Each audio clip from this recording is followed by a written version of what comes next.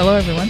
Hey there, folks. This is Avery. And this is Rita. And you're listening to I Don't Know Her, the podcast where we talk about women you've probably never heard of. And some folks you probably never heard of.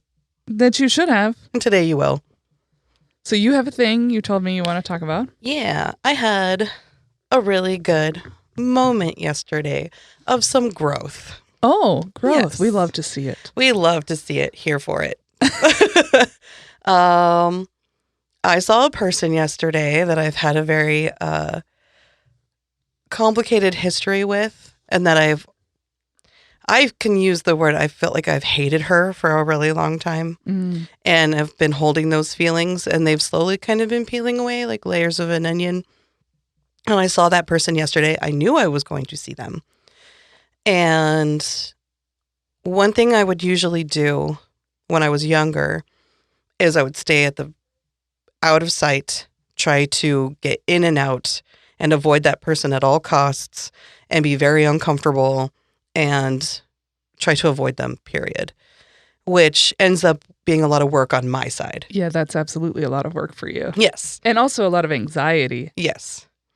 And also kind of like I was feeling like conceited in a way for me. Of being like, I'm such a big deal because I'm here and we've had a troubled past, and so it's got to be this whole thing. And instead, yesterday, I just walked up to the person, gave them a hug. We had a nice chat, and I felt fine. I didn't feel angry. I didn't feel those moments of like high anxiety anger anymore. And I've been trying to be better at just like walking up to situations, because then it just takes the power away. It does. And also, what I've found to be true about stuff like that is that it's a bigger monster in my mind than it is in reality when 100%. I actually face it. Yes, because I'm a spinner. Oh, yeah. Who isn't? Yeah. And it was like when I had lunch with my ex-girlfriend without having seen her in years. And I had this picture of her in my head and all of this stuff that we had gone through. And we had lunch, and I was like, wow, it's like not a big deal. I had just blown it up and spun with it so much. And it's like, it's relieving to just not have that piece of yourself being pulled anymore. Yeah, totally. It's really relieving to be like, I no longer have to hold on to this anymore. It's allowed to just exist and be let go. Mm-hmm. And that feeling is really relieving. Do you feel relief? Very much so. And I had a wonderful time. I was relaxed. Things were great. And I also feel like doing that, I don't know if the other people on the other side are feeling like how I feel. And I was hoping like that would give them some relief in case it was. Because I don't want to be that person in someone else's head. Yeah. Or like that, like, man, I don't really know why our relationship isn't what it was, but now I have to think about it every time I see that person. Mm-hmm. Like, that's hard too. Yeah. I had a friend who meant a lot to me, and I definitely made some gaffes in our relationship. But I thought we were like in a pretty good place, and then she was just really fucking mean to me, and I didn't know how to take it. And I like finally just said something in an email. I was like, apparently you dislike me now, and I don't have any idea why, but like would love to like apologize or whatever. I don't know what you hate about me now, but I'd like to address it if I can. Yeah. I'd like to improve if I can. And she like wrote back and was just like, LOL. Oh. And I obsessed over that for like 2 years, at least a year. And I finally was like, why am I doing this? Like, she clearly gives zero shits. Yeah. The relationship matters nothing to her. I think she's just an egomaniac now. Now I understand more. Mm-hmm. And so I just I blocked her and muted her on every platform. I deleted her profiles from my shit. And it was this huge relief. Yeah, you just washed your hands of it, and there you go. Because every time she tweeted, I would be reminded of the way she was treating me, right? I was like, why am I fucking following her? Why? Like, it doesn't do me any good. And she would, like, vague tweet about me sometimes. Ooh. Like, or at least I thought it was. That's like that spiral you get into. Yeah. Like, is this person Is it talking that- about me? Is it about me? So I really felt a ton of relief after I just decided I don't need to give a shit about her. Yeah. That's how I felt. It was like, I don't need this anymore. I don't need that space in my head being taken up anymore because there's not a lot of room left in there. Right. And when you get to a certain age, you're like, does this matter? Yeah. Is this important? I mean, those feelings at the time and in the situation, those were real and important at that time. But, the level of importance that we assign to things definitely can change over time. Mm-hmm.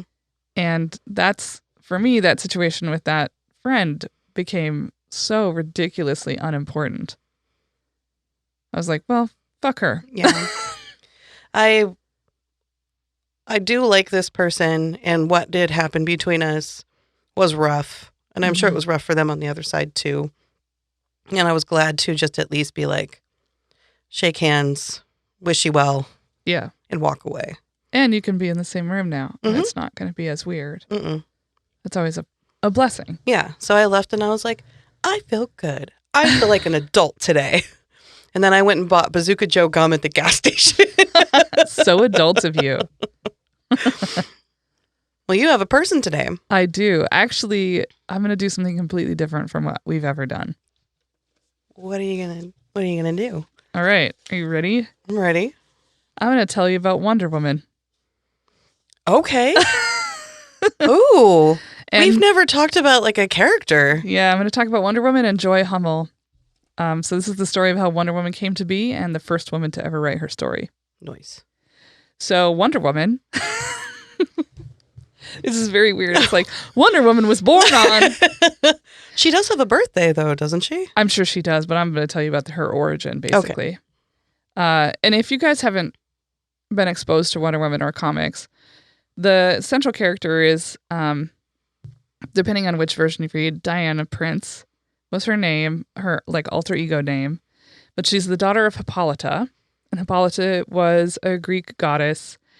And in the origin story, they live on an island, Paradise Island, and they're a whole tribe of Amazon women who have secluded themselves from men because back in the day when they had, it was like a battle, and all of the men shackled these Amazon women and made them their slaves. So they broke free, banished men, haven't been used like visiting men or have men as visitors. So it's this entirely like female-run Amazon warrior society, right? So if you haven't seen the Wonder Woman movie, that's your little recap. And that's important to know because Wonder Woman is the creation of a man. A man named William Marston, who was quite the character himself. So I'm going to talk a lot about William and also how Wonder Woman came to be and the women in his life. So Marston was a highly educated man. He had his bachelor's degree, his law degree, and a PhD from Harvard. A law degree? Yes. He married his childhood sweetheart, who was a woman named Elizabeth Holloway. They had known each other since I think they were 12. They had basically been dating since they were 12. That's intense. They married after they both finished their bachelor's degrees.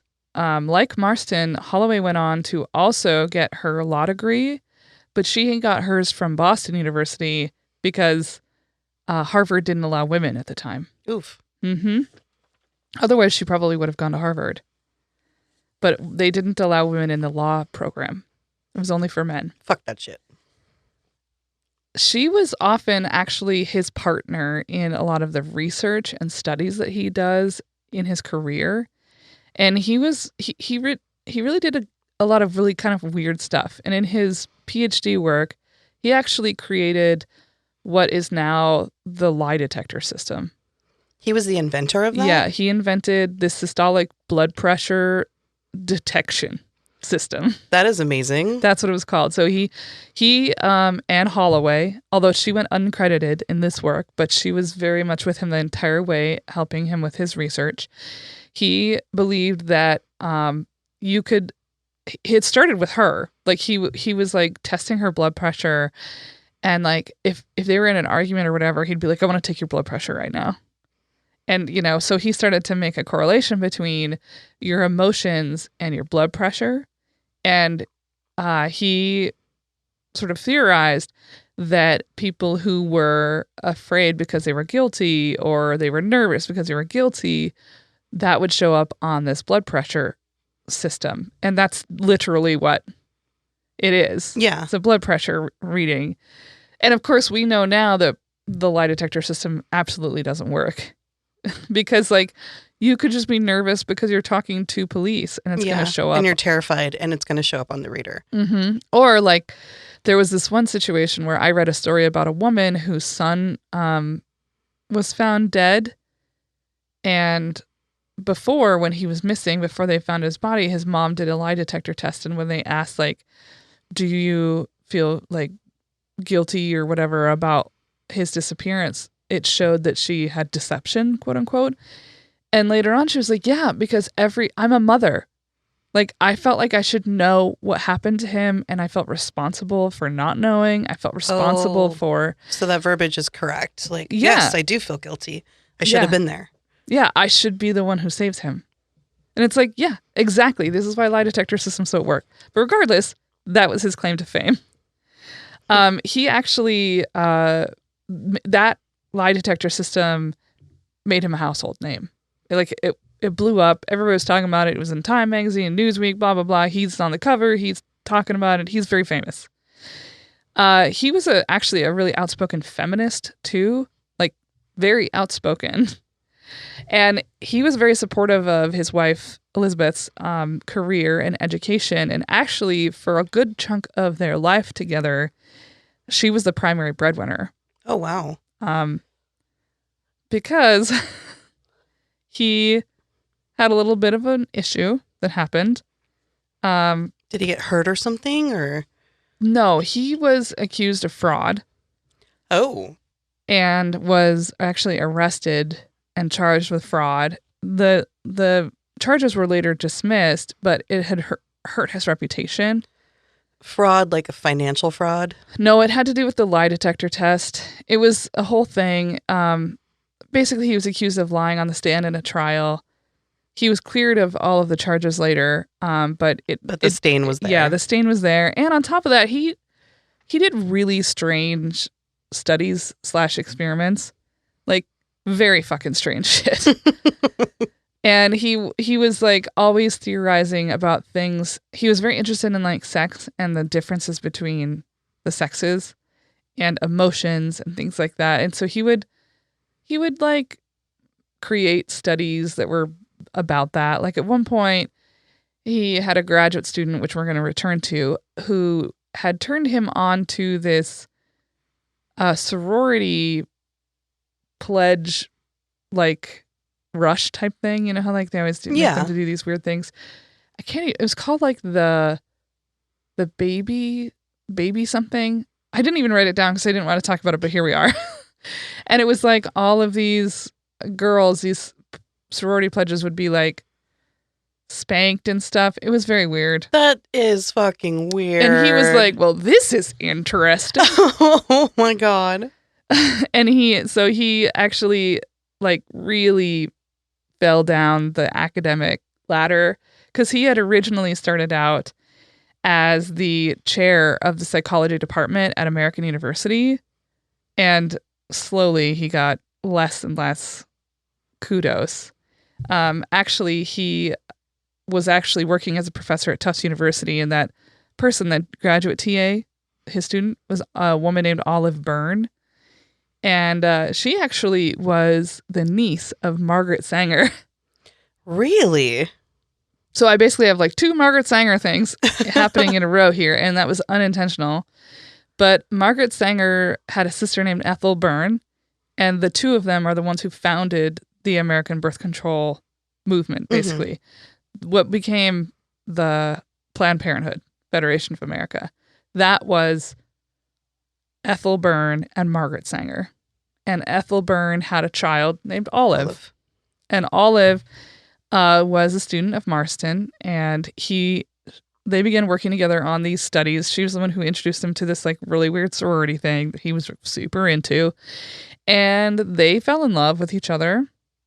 And Olive also, it's very hard to quantify what was going on between Olive and Elizabeth Holloway.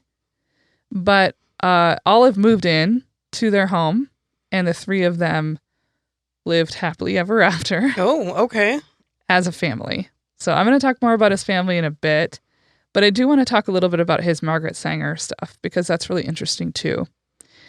He actually gave a press conference in 1937, which he called his own press conference for himself. Very weird. Come everybody, come see how good I look. And his reasoning for doing this press conference was basically because he wanted to tell everybody that he thinks women should be in charge. Well, he predicted that women would rule the world eventually. He said in the year 3000. And he named Margaret Sanger the second most important person on the planet. Wow, who's the first, I wonder? Henry Ford. Oh, okay. Because at the time, the big titans of industry were Henry Ford and what was that guy's name? The one who Carnegie. Mm. So, like, he said behind the person who basically industrialized and provided transportation to the entire world, the second most important person was Margaret Sanger. And he really was talking about the need for women to have education and feel supported and confident and have access to things and stuff. And this is 1937. I was going to say, how was he received with all of that? Well, it made headlines, like noted psychologist believes women should rule the world was like some of the headlines. I mean, he really ruffled some feathers. But it's also just a strange thing to be like, I'm going to have my own press conference. So Olive, as I mentioned before, wasn't just a fling. She became a partner to both Holloway and Marston. The three lived together, and they produced and raised children together.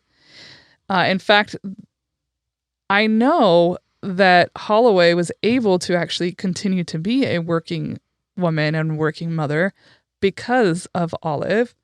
They had an arrangement basically where, because she worked for MetLife Insurance and made a fuck ton of money, and while he was out there doing press conferences and coming up with really weird ass research studies, she was the one making sure they could fucking pay their rent and or pay for their mortgage and have food and whatever. But she couldn't work like that without somebody else. So Olive became the caretaker for their children.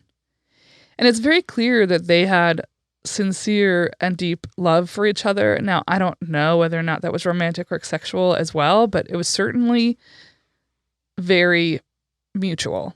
And one of the ways I know that's true is because they actually named their children after each other. Really? Yeah, so Elizabeth had a daughter, and she named her daughter Olive Ann. And because Olive's name was Olive, they actually called her OA. So her whole life she was known as OA. And then Olive named her son Byrne Holloway. Interesting. She just randomly picked a fucking name to have as a last name. So her last name became Richard. So she was Olive Byrne Richard. And that was because they had to have some kind of cover story for why she lived there with her children. Okay. So depending on who was there and who was talking to them, sometimes Olive was the William's sister-in-law from a widowed, she was a widow. Sometimes it was she's related to Elizabeth, and so that's why they gave her a name. And also, Byrne was, tied to Ethel Byrne. I don't know. There was a whole thing going on. They had to keep their polyamory under wraps. It just was not acceptable in 1930, whatever. Was he the father of Olive's children? Mm-hmm. Okay. Yeah, all of the children that they had together. And I think the total was 4 or 5 kids. I had it written down, and then I think I was I don't need to get into the kids stuff. I only wanted to make sure that we knew that they had named their children after each other. They actually had some kind of commitment/marriage ceremony as well in the November of 1928. They had some kind of commitment ceremony, and she did not wear a ring because that would have been like, okay, well, she's married or she's whatever. Mm-hmm. So instead, she wore these wide band bracelets on each of her arms, which she never ever took off. Those were her signature statement piece, which we'll return to in a minute. Interesting. Mm-hmm. So, like I said, his professional career had started out very promising. He discovered invented the lie detector test. He was a household name. And then he was accused of fraud. He was cleared of it, but it really harmed his reputation. He went from being a tenured professor who was the chair of a department to an untenured assistant professor at Tufts, then a lecturer at Columbia, and then eventually he didn't really work in academia or any kind of notable universities. Mm-hmm. He ended up actually for a while working in Hollywood as a psychology expert for films. What do you need a psychology expert for on a film set? I don't know. I found it really strange. I bet you just walk through the door. You guys, you know what you need.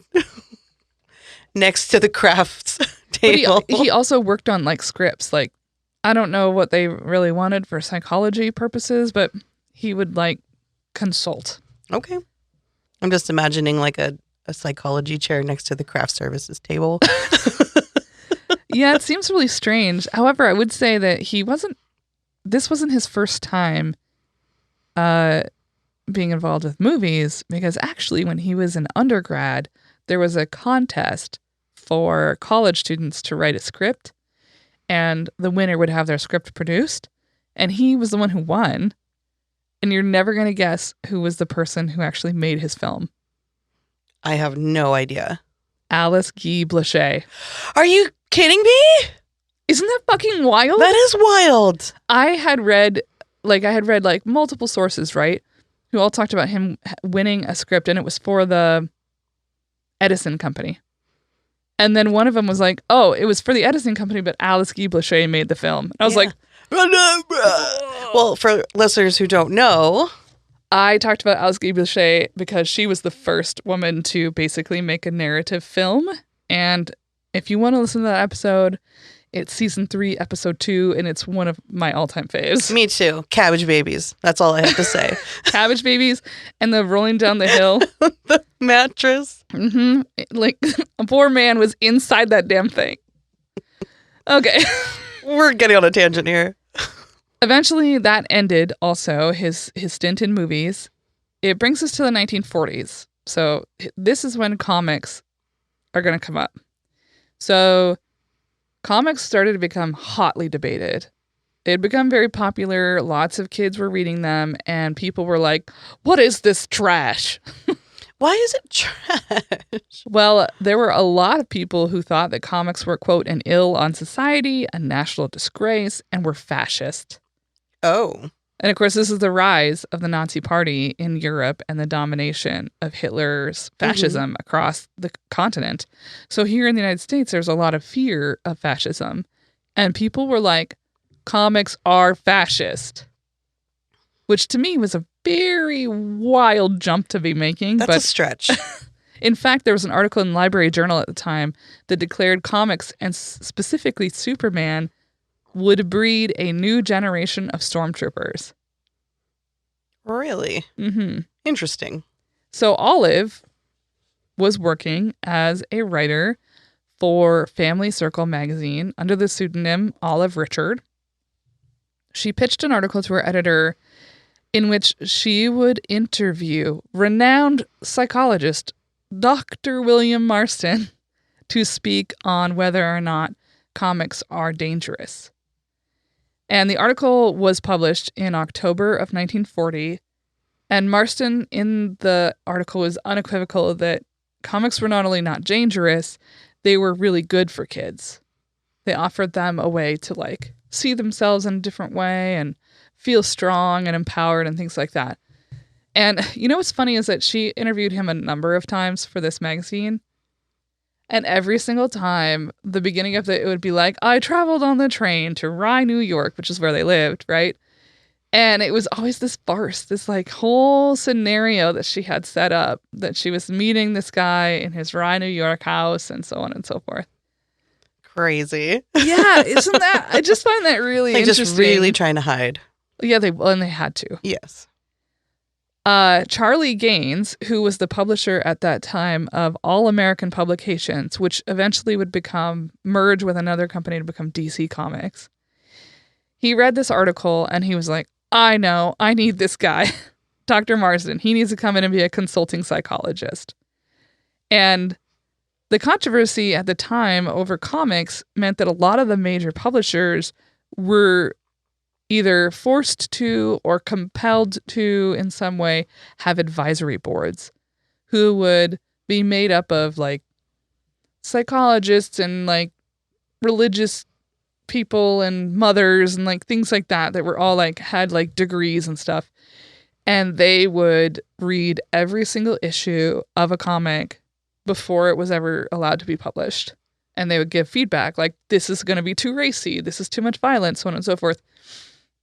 And at the time, the comics were like Batman and Superman were like the big ones. And there was a lot of guns. Yeah. A lot of guns being used. And that was one of the things that these advisory councils were so upset about, was the amount of violence and guns in it. So Marsden is like looking at these and he's like, yeah, there is a lot of guns and a lot of violence because it's all masculinity. And if we had some femininity in there, it would be less like this. So interesting.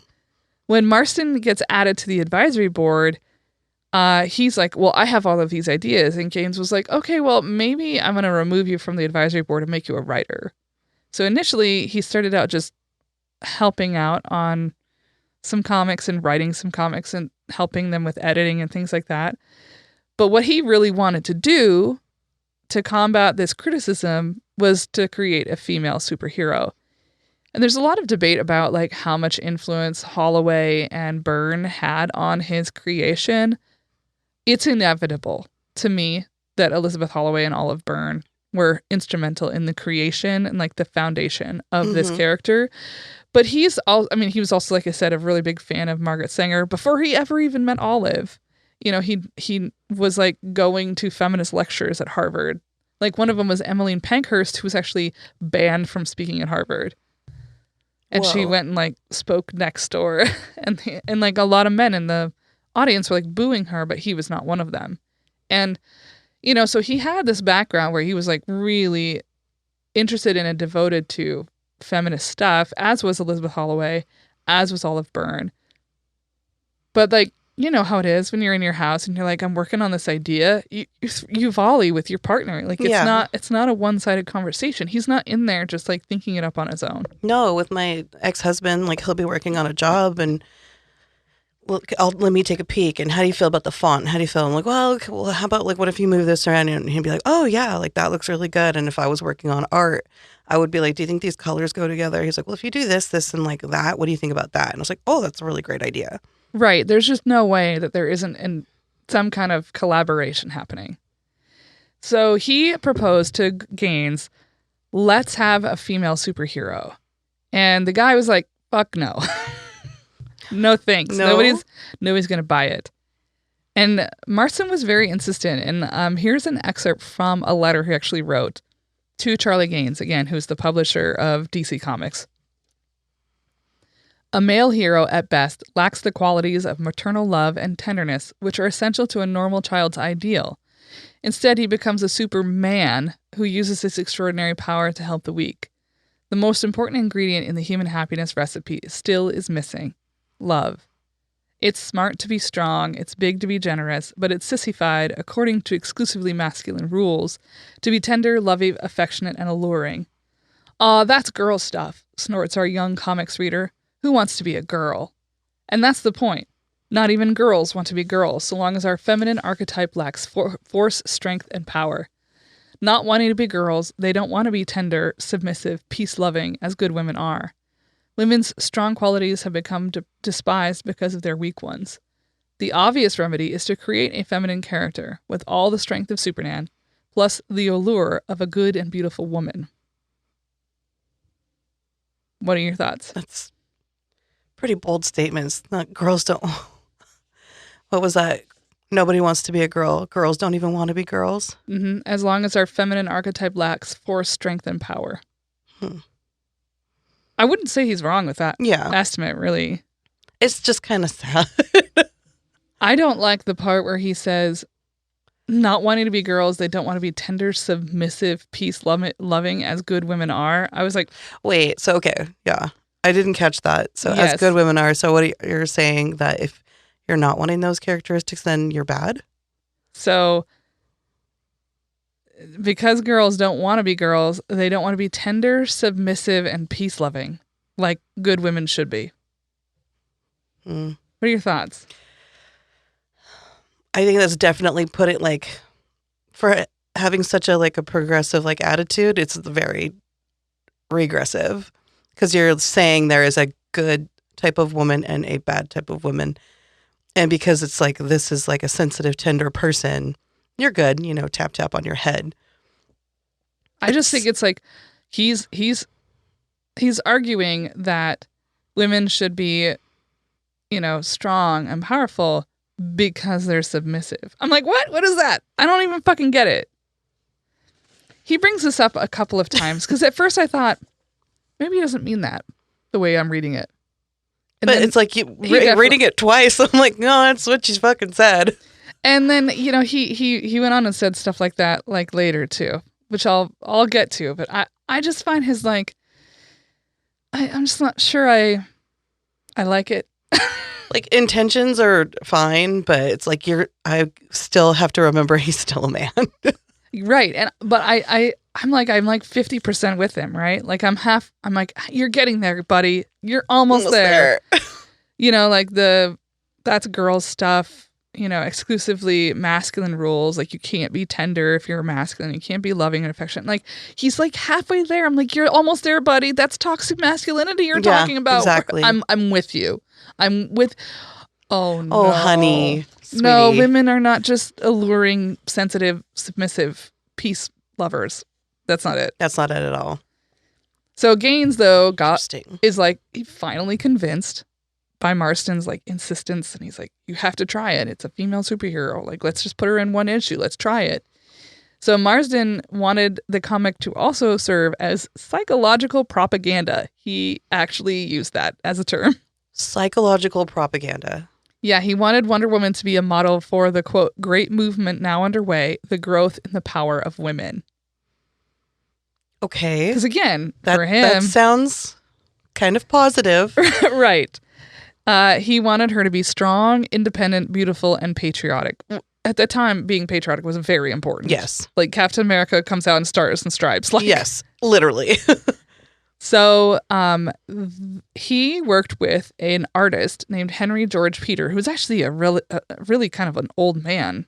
They're both like older for what they're doing. Mm-hmm. Henry George Peter, which he's called Peter in everything I ever read, he was really old for this. Okay.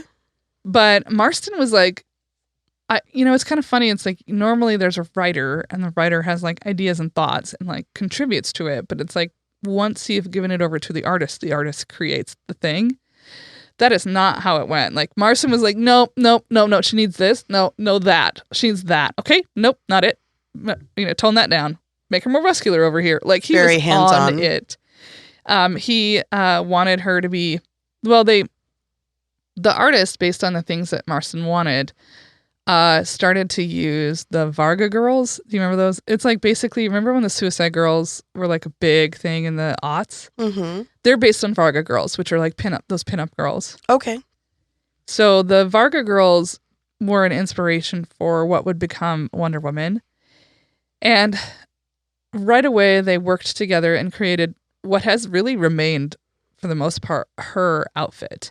The lasso, which is really important to the actual storyline, because it's all about being chained, which we'll get to. Red boots, the blue booty shorts with stars on it, the red halter top so that she's wearing red, white, and blue, and the eagle, the patriotic eagle on her chest. One of the aspects of Wonder Woman's look that has remained constant throughout the years is the gold cuff bracelets on her wrist. Got any thoughts about where that came from? Those were Olive wore. Correct. He actually Remember I said that she interviewed him quite a few times for that Family Circle magazine? Yeah. At one point, like, you know, he can't openly say that he knows her or that she's the inspiration or whatever. So it's like well into Wonder Woman's popularity. She interviews him again. I use that term loosely, right? Like they're just chatting in their house that they live in together.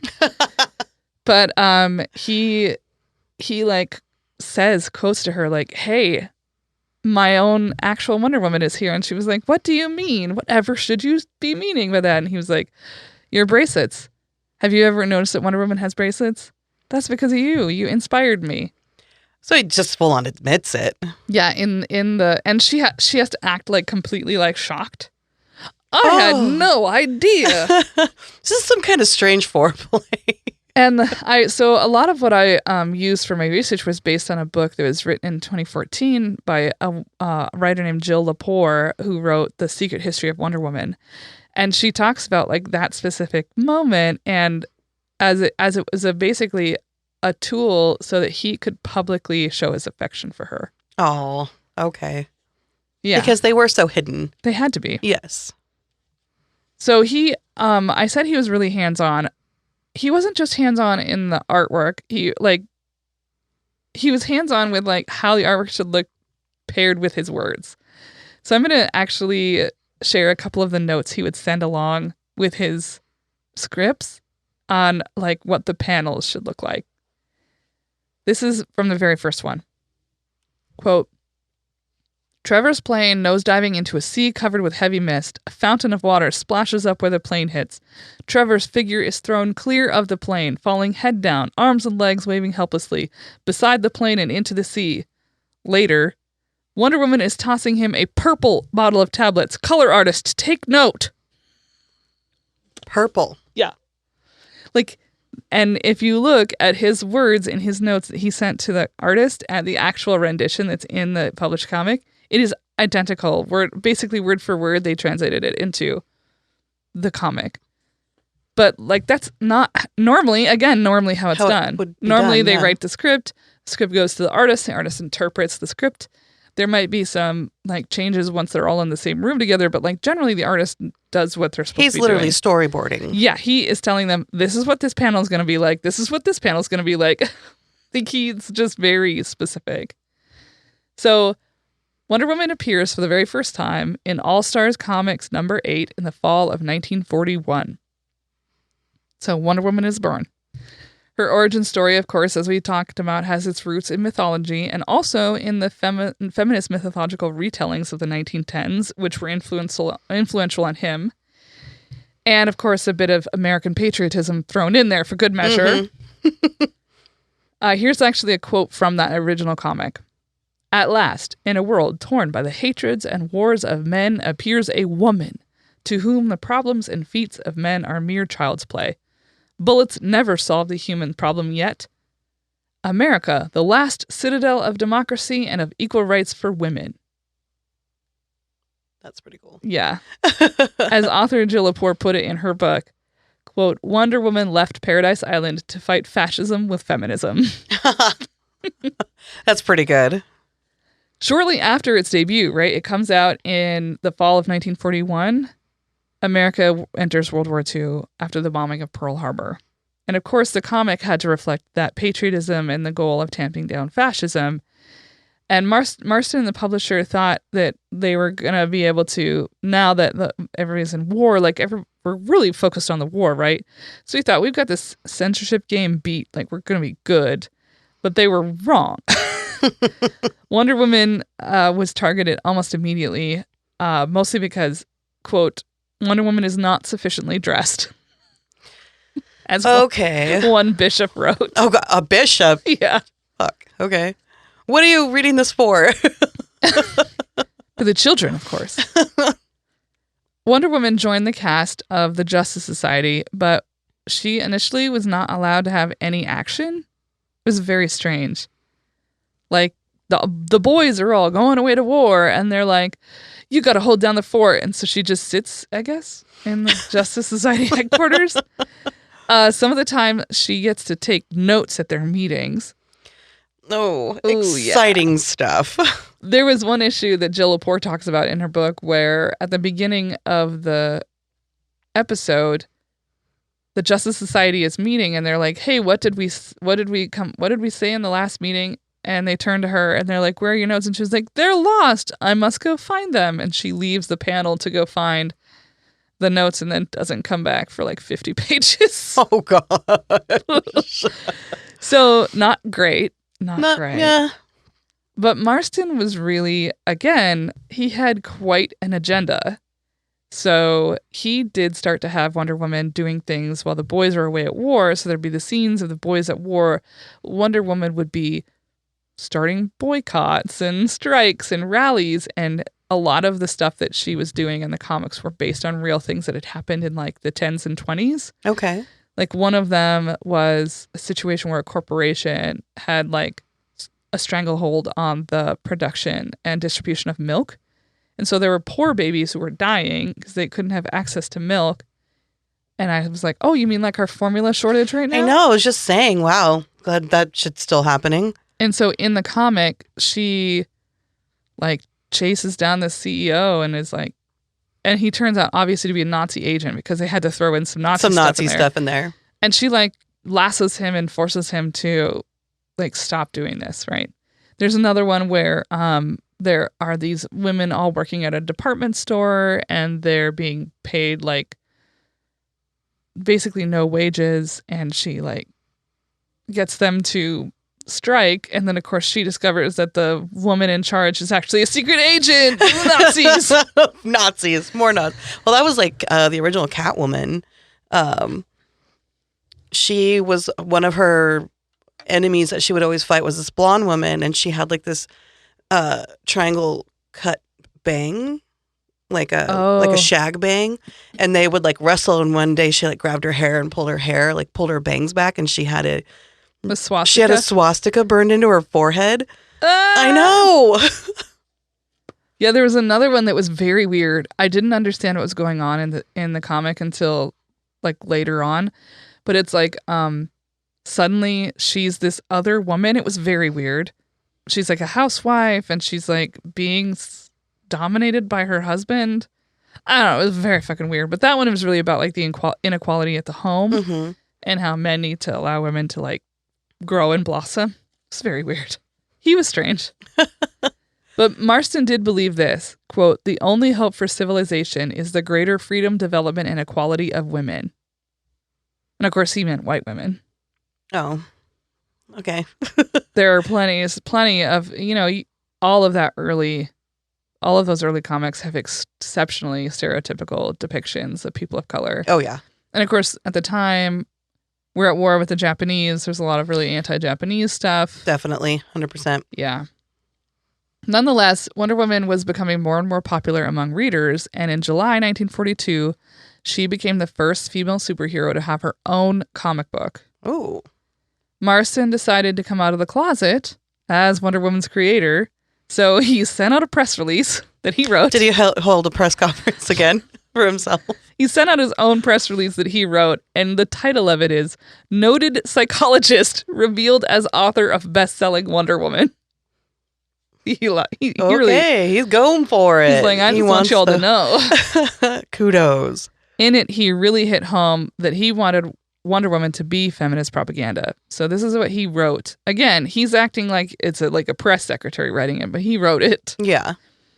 Wonder Woman has bracelets welded on her wrists. With these, she can repulse bullets. But if she lets any man weld chains on these bracelets, she loses her power. This, says Dr. Marston, is what happens to all women when they submit to a man's domination. She was conceived by Dr. Marston to set up a standard among children and young people of strong, free, courageous womanhood, and to combat the idea that women are inferior to men, and to inspire girls to self-confidence and achievement in athletics, occupations, and professions monopolized by men. Wow. Seems pretty bold in 1942. Well, very. Yeah. Strong words. Yeah. And this is like, as soon as I read that, I was like, see, now I'm back on board, buddy. Okay. I'm back on board. He's an enigma to me. So as soon as Wonder Woman got her own book, Marston also started to include a series feature which was inspired by a very famous woman tennis star at the time who wrote to him and was like, why don't you have real women in this too? So he did. He started to put in a series feature called Wonder Woman of History, which is basically what we do in our show. It was the stories of real women that he felt hadn't been highlighted enough, and he wanted people to know their stories. That's really cool. And so in every issue of Wonder Woman, there would be a section inside that were like the real Wonder Women of history, and it would be like Sojourner Truth and Florence Nightingale and Madame Curie and Susan B. Anthony, Helen Keller, Julia Ward Howe, Madame Chiang Kai-shek. Like, there's a lot. And he would have like the busts of women. He thought like the 12 most influential women in the world. Mm-hmm. So, this is important work. Like, that's good information. Yeah. And the majority of readership is boys. And they're reading women's history in their comics. That's pretty good. It's a big deal. That's a big deal.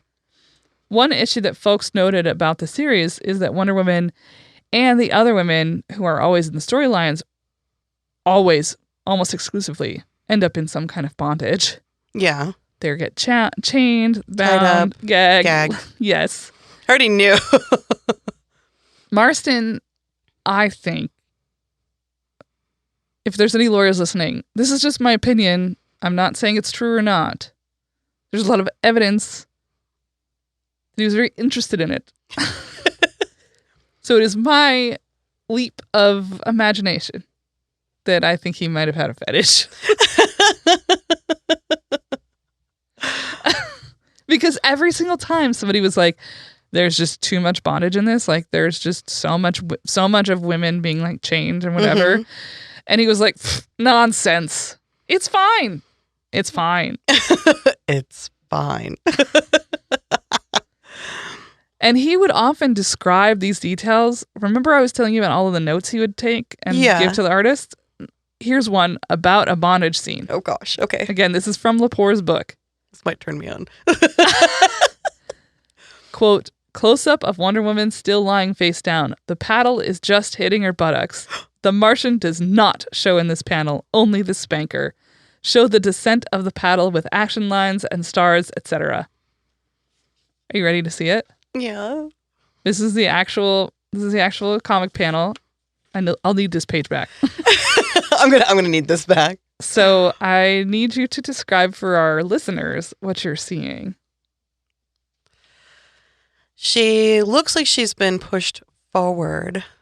The clever Martian steps in, then leaps back quickly. Wonder Woman, not realizing that her ankle chain is shortened, jumps after him. Oh, and she's tripping. Yeah, she's chained at the bottom. Yeah, so he's laughing at her. You're at my mercy, he says. The paddle descends and Wonder Woman is reminded of childhood days and her mother's strong right arm. Ouch. I deserve this for letting him trick me, but no man is going to spank me. And she's laying face down and she's being spanked. Yeah, it's... Yep. It's like a mix of like kink but she's also gonna win. Yep. There's a lot happening here. My mother's strong hand. Oh my God. Well, in that second one, when she's just lying face down and there's literally just like a bodiless hand with a paddle. Smacking her action lines that it's going to be smacking her. Yeah. It's very, yeah. Marston said that his reason for putting Wonder Woman in bondage was because his idea of feminine supremacy was the ability to, quote, submit to male domination. Say that again. Feminine supremacy is the ability to submit to male domination. How does that work?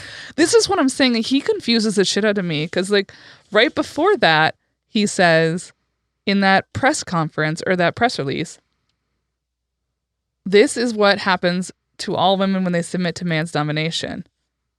That they lose their power. Okay. So I don't understand. It's like the submission will set you free? Yes. That makes no fucking sense. I know. I am so confused because I feel like he really contradicts himself, right? Before he's saying you can't let yourself be dominated by men. And then later on he's like, oh, but submission will set you free. I don't know. I wonder if he's submission will like open you up to a new world or something like that. And that might be part of that kink stuff. Well, see, this is what I'm saying. Is it like, I think kink wise, not bad. Mm-hmm. His idea of like, that's how you become a better woman? No. No. No, it isn't. So, as you might imagine, the constant bondage imagery. Constant. Literally there would be entire like episodes of the series, right, where she would get bound in some way almost every fucking panel. Like, she would get out of this bondage and then she'd be in this bondage and then she'd be in that bondage. It was like very, very overt. Mm-hmm. It was not a little bit of bondage. It's not like in scenes she would get bound once a comic story. It would be like everybody was bound on every page. It's very weird. It obviously really riled up people who already thought comics were bad. Yeah, because this one was pushing it. Yeah, well, and there were women on these advisory boards who were like, listen, I like a lot about Wonder Woman, but this is getting out of control. Yeah. You have her bound and gagged in every episode. Not acceptable. You need to tone it down. Change it up a little bit.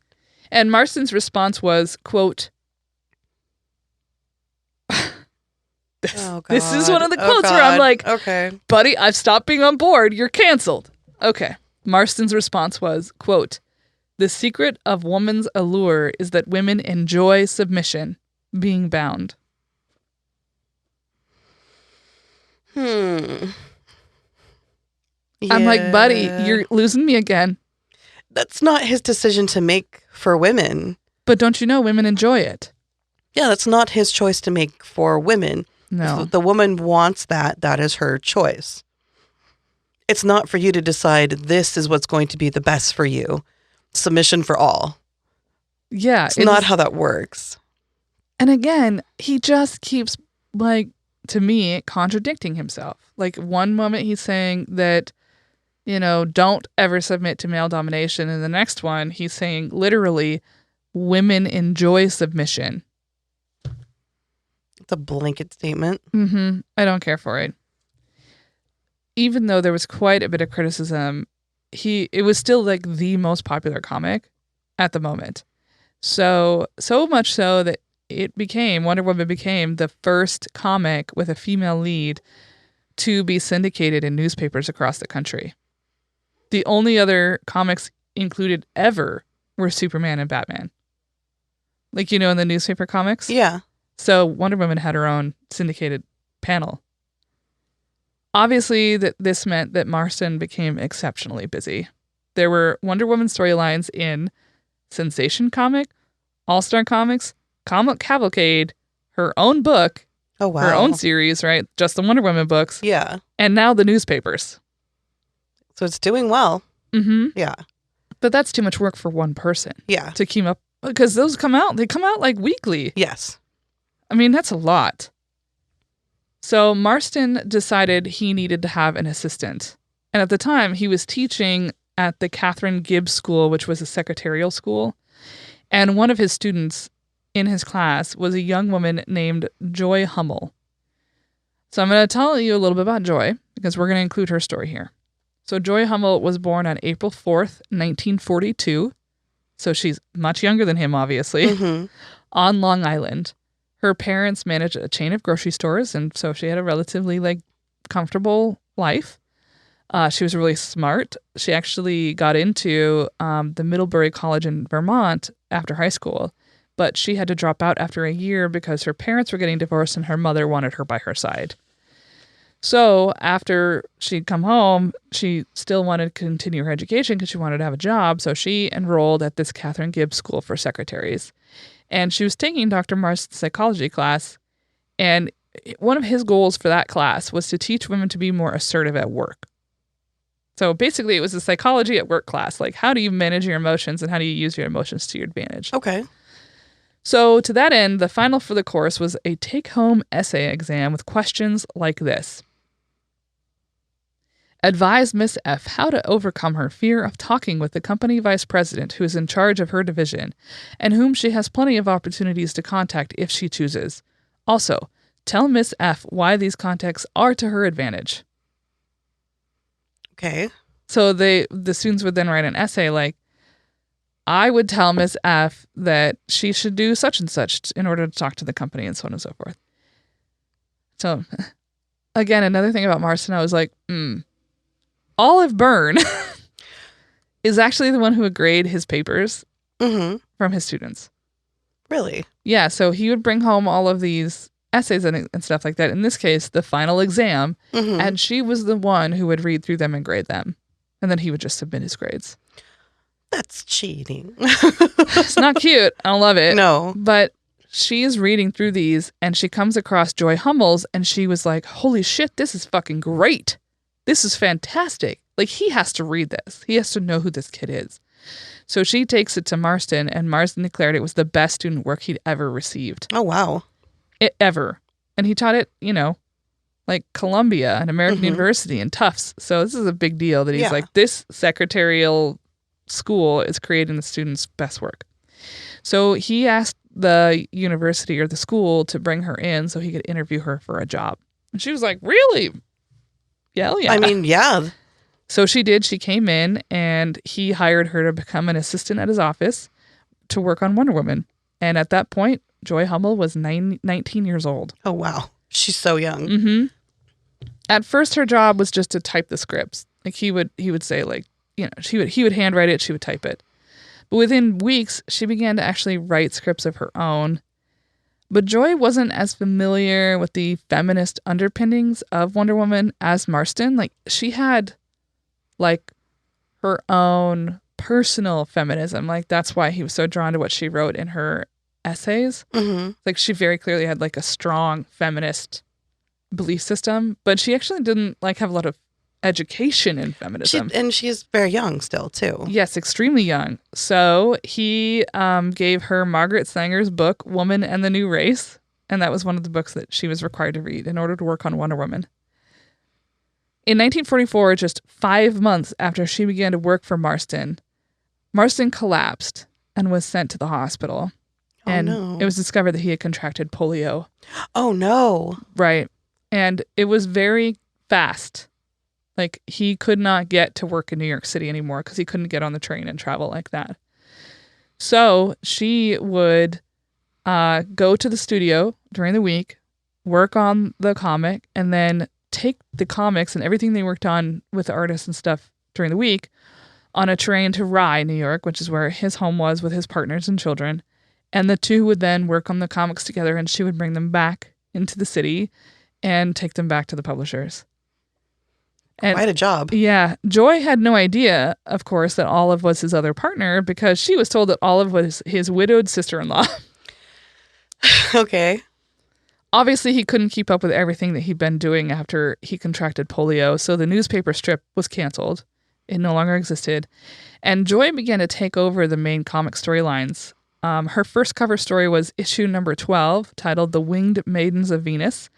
She was paid $50 a script. That's decent. It's decent, but like, not enough. Man, $50 for a script. And the two collaborated on them. She said, quote, he would write his scripts and I would write my scripts. I would type all of my scripts and take them to the editor. And he always okayed mine faster because I didn't make mine as sexy. All at the time, there were like 10 things you had to make sure that you didn't do in the comics. And so the editor was like, here are these 10 things. If you can make a good, compelling story, good luck. And she did. She was able to write the stories and pass these 10 restrictions. Between 1944 and 1947, Joye Hummel wrote more than 70 of the Wonder Woman stories. She says she wrote 74. And that was at the time when Wonder Woman's popularity was through the roof. Ramping up, yeah. So the people who became like the foundation of Wonder Woman, because again, her first one was issue number 12. So there were only 11 before she wrote Wonder Woman. That's mass majority. Yes. So she wrote a huge majority of the original scripts because she was worked on it for 3 years. None of the stories ever had her name on them. Oh. Even though she was the first woman to write Wonder Woman, her contributions went unknown until Jill Lepore's book came out in 2014. Nobody knew. Nobody knew. Dr. William Marston died on May 2nd, 1947. He was only 53 years old. Oof. That's young. Joye Hummel was in the house at the time of his passing, and she was the one who went to Olive Ann OA's room and told her of her father's passing. So, like, that's how, like, integrated she was for those 3 years in their home.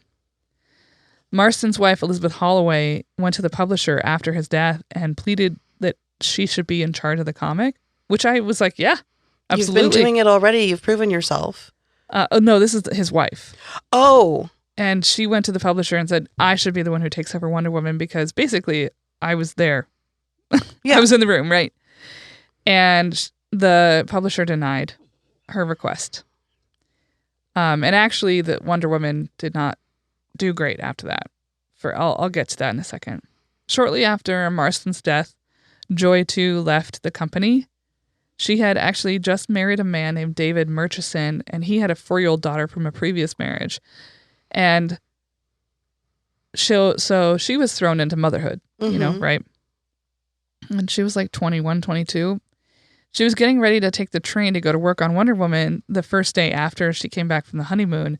And her new daughter was like bawling, crying. And Hummel said tears were coming down her face. And so she told the Ledger this in 2019. The little girl said, "Oh, Mommy, are you ever coming back?"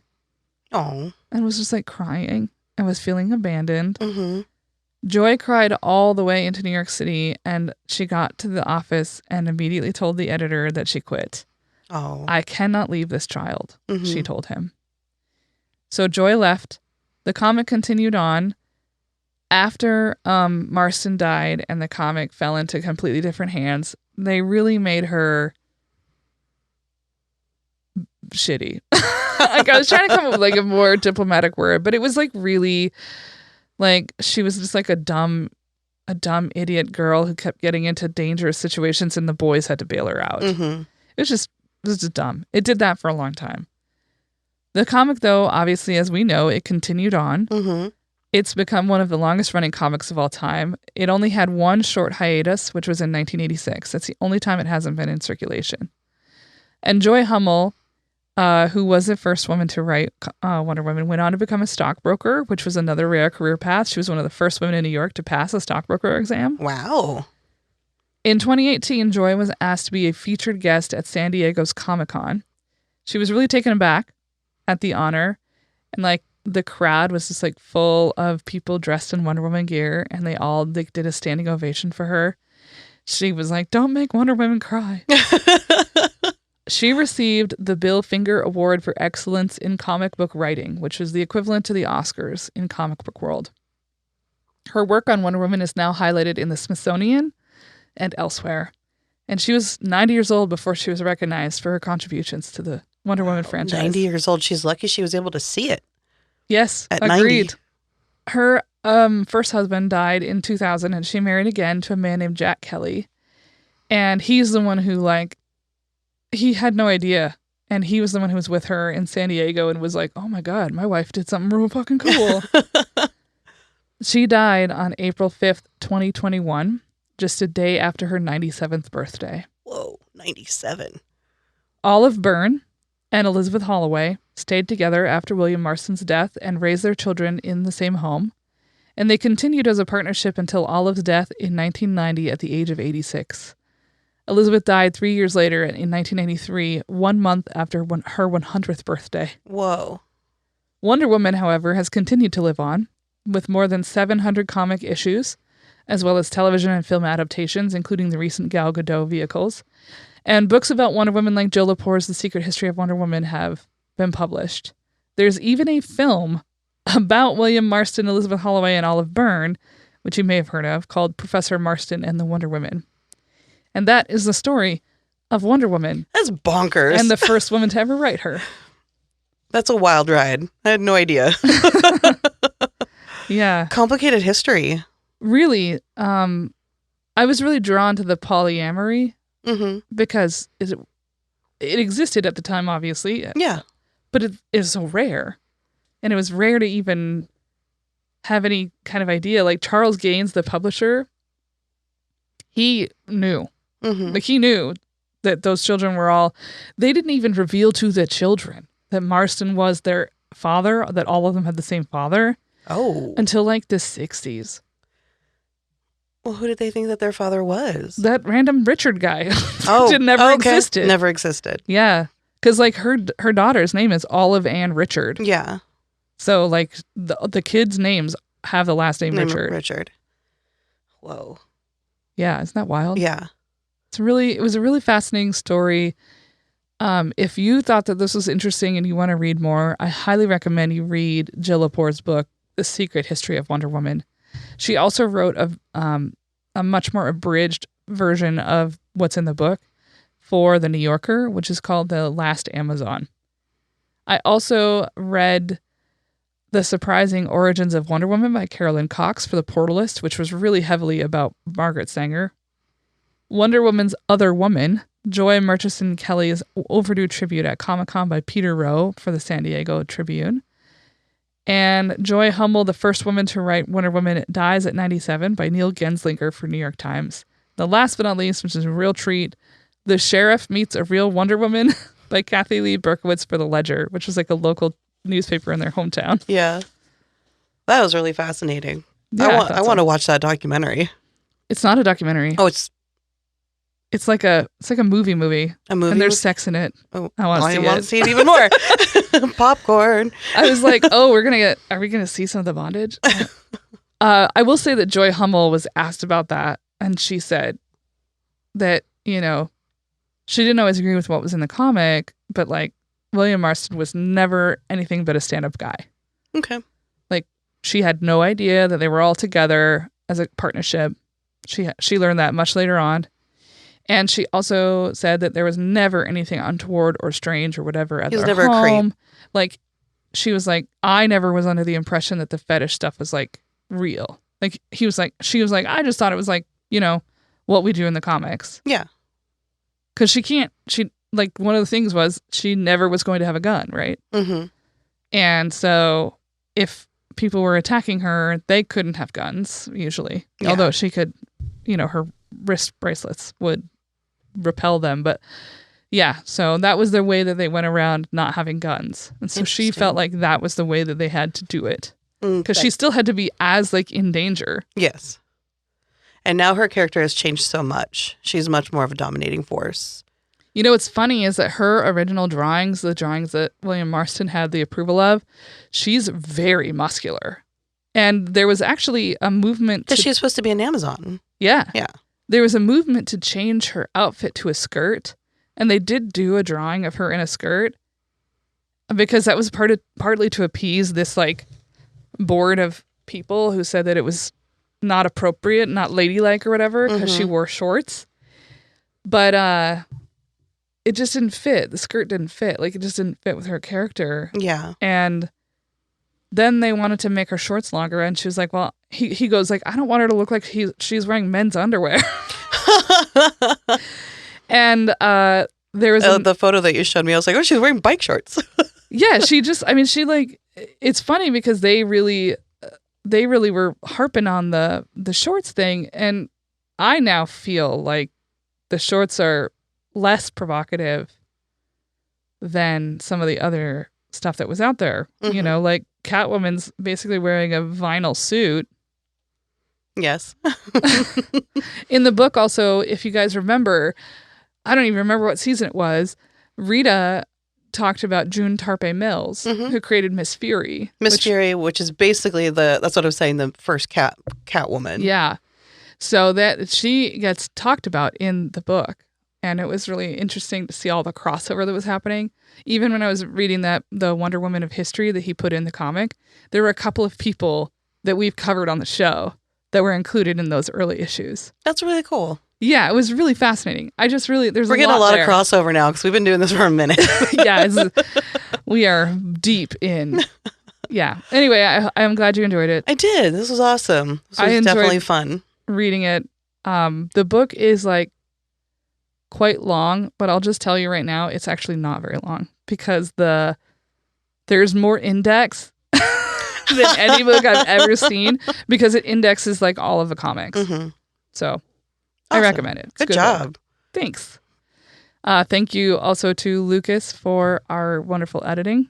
And thank you to Jennifer Finch of L7 for our theme music. And Patreon subscribers, make sure you go on and listen to our awesome interview with Lynn Thompson, a young middle grade author, queer author who has a book out now about a kid discovering a lot about themselves. I just started it, and it's good. It's very good. Highly recommend. All right. Till next time, folks. Goodbye.